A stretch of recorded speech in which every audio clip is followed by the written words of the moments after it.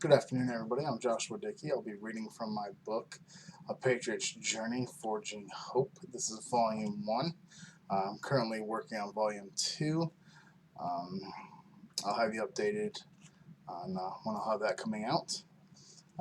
Today is just all about random chances. Either random chances of meeting the right girl, random chances of being in the right position for the right job. Um, but I'm a firm believer in fate and destiny and um, the world and God having a plan for you. Even though it may not be your plan, it doesn't mean it's not His plan. Um, so sometimes your life has to change because where you're doing things on His timeline in His way because it's His plan, not yours. Um, so this first poem that I like to read is called "Take a Chance." It says, "You are one of heaven's angels that was sent from above, given to me by God for me to have and to love. It wasn't fate when my friend brought me water and you. I am glad that buddy of mine was thirsty and had nothing to do. We were able to spend time together and engage in a wonderful talk. We spent several hours exploring San Antonio and the river walk. I could tell you were nervous, maybe a little afraid. You probably thought this guy was a creeper, just trying to get laid. I have never been with anyone to feel any type of love before. The thought of you in this could really making my heart sore. The clothes you wore were jeans and a pink tank top shirt. Before I met you, I was enjoying the sun, and I got burnt real. The sun, too bad. I was so burnt. I had to go back to my barracks and to check in my so-called home. I had so many thoughts of you going through my shiny dome. Too many chances things were lined up just right not to take a chance. I knew something was different when my heart began to dance. On our wedding day, you were such a beautiful sight. I knew you were my lobster and my forever Mrs. Right. Each day is a blessing, and I thank God for you every day. I'll leave everything up to the Almighty because only He knows the way. So, as you can guess, Chances is about me meeting my wife, and um, it's just kind of a funny thing, you know. I was actually going through pararescue doc, and all of a sudden, I just decided to quit on a Friday, and that's something nobody ever does. I probably had about 4 more weeks of indoc to go, and I would have been done, and or at least through the indoc that was at Medina several years ago, and some just said, "Hey, this ain't for you." I quit, and Sunday, or correction, Saturday, I ended up going just tubing on the river, and went down to the river walk, and was really dehydrated, because I was out in the sun all day.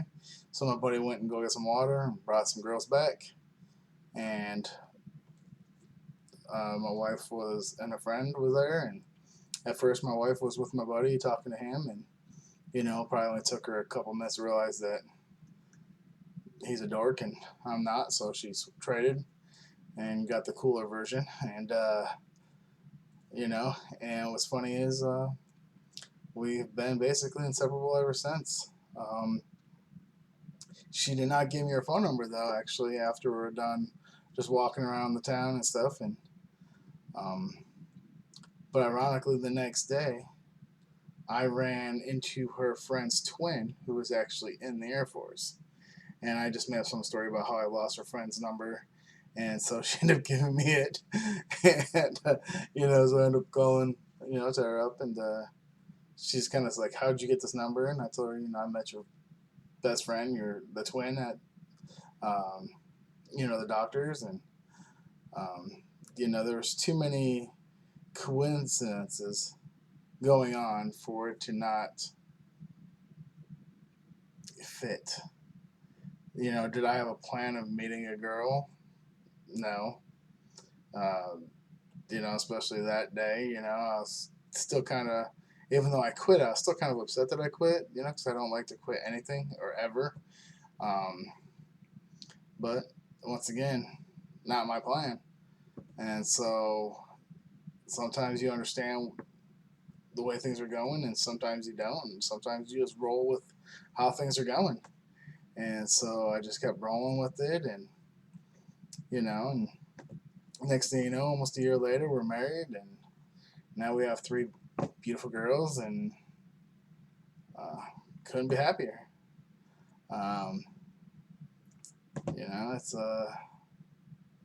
but it all started with a chance. It all started with my buddy going in there and just kind of seeing if these girls could give him the time of day, because he wasn't the best looking person or really have any game for that matter. And they came to him, came with him anyways, followed him on the Riverwalk. So, they're all chances. Everybody's taking them every single day. And, um, it's up to you how your cards are played. And, um, now I'm taking more chances. I'm writing this book. I am putting myself out there. I'm being vulnerable for everybody to see, because I'm hoping somebody else will take the chance and say, hey, I get it. I'm going to work on myself too, and choose not to make or be a part of that statistic of 22 a day, because that's what I hope that people get from this. And um, and if there's ever anything I could do to help people, forginghopepoetry@gmail.com is my email address. Feel free to shoot me an email, comments, questions. Hey, tell me you hate me. I don't care what you want to say. If it help you feel better and help you get through whatever you need to get through, then I'm game. I understand what it's like to be angry at things and not sure what to be angry at, because there's just, especially with PTSD, there's just so much things. There's so many things that just don't make sense. You don't understand why you're so mad at everything, or you can hear the tickings of a clock, and you're hearing these people breathe, and it irritates you, or people are just in the same room irritates you. And these are things that you're gonna have to learn to control over time and breathe and get over. Because you will get over it. Everything just takes time. Some faster than others, but you know, everything's a process. And you just have to be willing to endure, and things will eventually get better as long as you don't stop. Okay, the next poem I wrote is called Failed.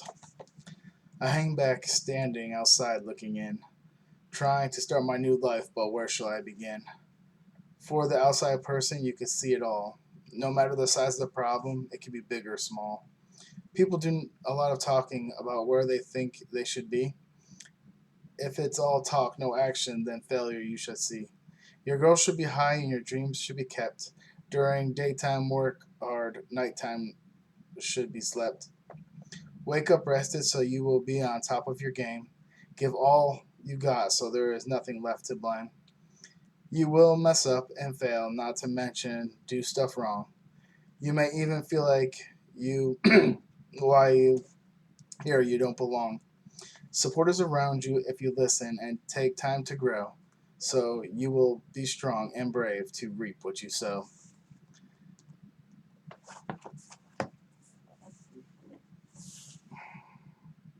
And basically, this poem's all about failing. It's You're failing to set goals that are obtainable. You're failing to work hard to meet things that are actually meaningful. You're picking the wrong things to invest your time, effort, and soul into. And then you wonder why you feel like you're going nowhere, or the world has a vendetta against you, or something's not fitting, or why is everything's just so difficult.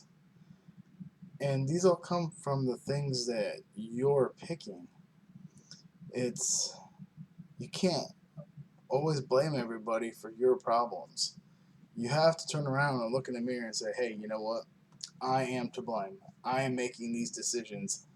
You know what? And sometimes they're not informative decisions. I know, because I'm guilty of it. I make decisions all the time that I should have probably asked first before I started doing stuff. So a lot of these lessons that I'm passing on are lessons that I have learned the hard way. And I don't want others to have to learn the hard way as well. I want your way. I want you to be able just to either just listen or ask the right person or ask the right question even to get on that right track so you don't have to suffer through a long, agonizing, you know, um, basically, um, basically systematic thing that they do, because there's a process that has to happen, and if you don't know what it is, and then you're just going to be ramming your head into the wall, just wondering why everything takes forever, because you're not aware of the processes. So failing to be informed is the number one thing you need to do. Um, you need to make sure that you have all your paperwork in a row, because at the end of the day, it's only you can blame yourself for that. I mean, that's a simple thing you could do. Um, making sure your records are up to date, not only having them, but having them up to date as well, because that's another thing that's going to hinder you in your process. Is say they're out of date, now it's basically starting back over again, because now they have to be resubmitted, and it takes longer. Then you're back in the bottom of the line, and you're just waiting to do things, and you can't get on with your life, or you can't figure out what's going on because you're leaving it in other people's hands because you're not properly prepared for what's going on. And so I was fortunate enough that when I um, finally got moved to Luke Air Force Base, I had all the right people in the right place for me. It was just one of those things that I just needed to ask the question, oh, hey, where's the Pueblo at? And they're like, oh, they're over there. Go talk to them. And it's like, oh, I can just go right to their office. And I'm like, hey, can you walk me through the steps of what is going to happen, or what should I expect? And these people love doing their job, and they're like, oh yeah, let me help you out. Let me give you a guideline. Let me give you the tentative timelines. Let me give you all this. Let me tell you what you need to do. Let me make sure that you have all the stuff you need, so that way it's a one-stop shop. So we just get in there and go. So I'm super grateful to be at Luke Air Force Base and to be in the place that I was stationed last. Not only because they allowed me to take care of myself mentally um, and medically through all the appointments, because I was stationed at the hospital where their patient care squadron was, but if my wife and kids hadn't had any issues, I was able to take care of them as well. Um, but it was just amazing, and knowledge is power. And so these are the things that I want to pass on to other people. Um, like I said, I don't have all the answers, and I am more than willing to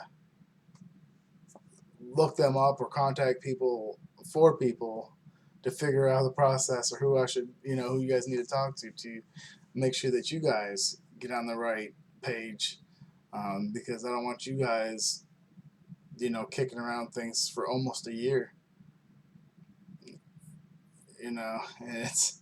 and you're just wondering what to do with your life and what the verdict's going to be, and how you're going to, you can't plan for your family because you're not sure how things are going to play out, and um, so to help uncomplicate your life, um, so you don't feel like a failure, being properly prepared is the best way to do it.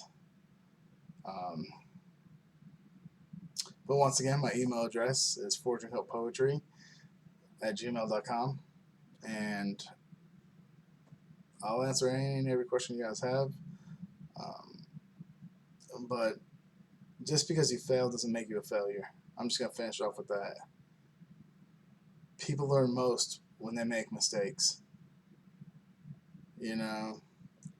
and what did Edison say? That he took him 1,000 times to develop the light bulb, and he said took him 999 times to figure out how not to do it.